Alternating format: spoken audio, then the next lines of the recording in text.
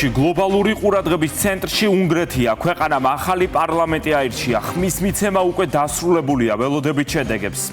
მთავარი დაპირისპირება მოქმედ პრემიერ-მინისტრ ვიქტორ ორბანსა და მის მთავარ ოპონენტს პეტერ მაგიარის შორის მიმდინარეობს. არჩევნებს განსაკუთრებული ინტერესით აკვირდებენ როგორც ევროპაში, ისე მის ფარგლებს გარეთ. მათ შორის შეერთებული შტატების პრეზიდენტი დონალდ ტრამპი, რომელმაც ღიად დაუჭირა მხარი მოქმედ პრემიერს. უკვე ერთ კვირაზე მეტია უნგრეთში მუშაობს ჩვენი გადამღები ჯგუფი ლუკა ჩანგელია და ლუკა ჩადუნელი. ლუკა ჩანგელიას ვსთავთ ახლა პირდაპირ ეთერში. ლუკა, საღამო მშვიდობისა, თუ არის ცნობილი უკვე შედეგები, წინასწარი შედეგები exit polls?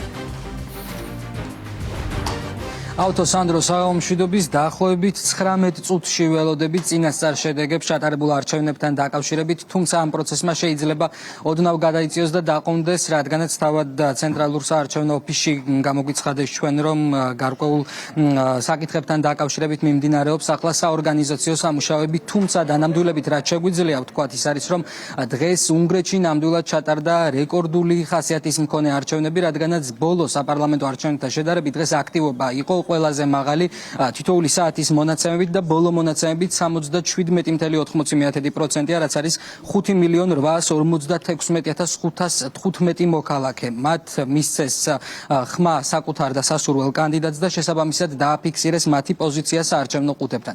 მნიშვნელოვანია იმის გათვალისწინება, რომ პოლიტიკური ტემპერატურა აქ ბოლო რამდენიმე დღის განმავლობაში საკმაოდ მაღალი იყო, რადგანაც ცნობილი არის ის, რომ თავად მთავრობაც საუბრობს ამაზე, გარე ჩარევა არის ძალიან გაზრდილი წინა საარჩევნო პროცესში. ყოველ შემთხვევაში ეს ღიად ჩანდა მაგალითად ევროკავშირის მხრიდან. ევროკომისია აქტიურად უჭერდა მხარს ვიქტორ ორბანის მოწინააღმდეგეს და ხშირ შემთხვევაში ამ საკითხში მას ეხმარებოდა მეინსტრიმული მედიაც. რაც შეეხება თავად მოქმედ პრემიერ-მინისტრს ვიქტორ ორბანს, კონსერვატიული სახელმწიფოები უმაგრებდნენ სურს, რადგანაც როგორც არის ცნობილი, ორბანის პოლიტიკა ბოლო 16 წლის განმავლობაში გამორჩეული არის იმით, რომ ისინი ეწინააღმდეგებიან უკრაინაში მიმდინარე საომარ მოქმედებებს. ვიქტორ ორბანი აქტიურად ლობირებდა ამ საომარი მოქმედებების სამშვიდობო მოლაპარაკებებით ჩანაცვლებას. პარალელურ რეჟიმში ასევე ორბანი ხელმძღვანელობს ევროკავშირის შიგნით კონსერვატიული ძალების ერთობას, ანუ იმ სახელმწიფოების გაერთიანებას, რომლებიც მიიჩნევენ, რომ ქვეყნის შესახებ გადაწყვეტილება მათსავე დედაქალაქებში უნდა მიიღებოდეს და არა ბრიუსელში. სწორედ ამიტომ იყო ახლა ამხელა სახსრები ჩადებული ევროპული ბიუროკრატიის მხრიდან ორბანის წინააღმდეგ, ამიტომაც საინტერესოა რა შედეგები გამოქვეყნდება დღეს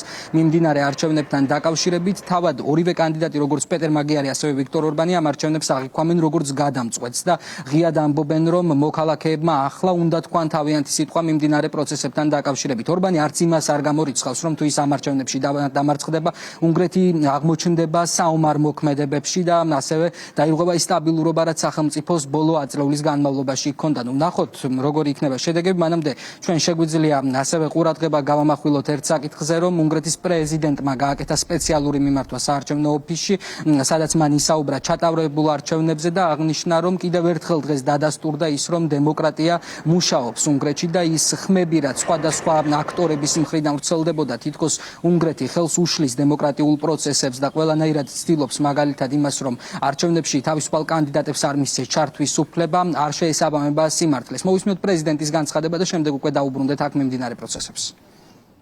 ეს არის თავისუფლების დღე, დემოკრატიის ზეიმი. მივიღე ინფორმაცია, რომ 2026 წლის საპარლამენტო არჩევნები წარმატებით ჩატარდა. ამ დროისთვის არსებული ინფორმაციით არჩევნებში მონაწილეობა მიიღო 77.8%-მა. ეს რიცხვი კიდევ შეიძლება გაიზარდოს. ცხადია, რომ დემოკრატია უნგრეთში წარმატებით მუშაობს. ადამიანებს აქვთ უფლება გამოხატონ მათი პოზიცია. საპარლამენტო არჩევნების მიმართ კი გამოხატავენ პატივისცემას და ნდობას. საარჩევნო უბნებმა რამდენიმე წუთის წინ დაასრულეს ხმების მიღება და დაიწყო შედეგების დათვლა. ჩვენ, რა თქმა უნდა, მოგაწვდით წინასწარ შედეგებს. კონსტიტუციის თანახმად პრეზიდენტს აქვს ვალდებულება ნომინაცია გასცეს პრემიერ-მინისტრზე და პირველი სხდომა ჩანიშნოს პარლამენტში. ხმის დათვლის შემდეგ მე დავიწყებ მოლაპარაკებებს ყველა საპარლამენტო ჯგუფთან და დავნიშნავ იმ სხდომას, სადაც უნდა ჩამოყალიბდეს ახალი მთავრობა. მინდა მადლობა გადაუხადო ყველა უნგრელს, ვინც მონაწილეობა მიიღო ამ არჩევნებში. მადლობა საარჩევნო კომისიას, მადლობა ყველას, ვინც მონაწილეობა მიიღო საორგანიზაციო საქმიანობაში. ვისურვებ, რომ ქვეყანაში მშვიდი სამოქალაქო ცხოვრება გაგრძელდეს.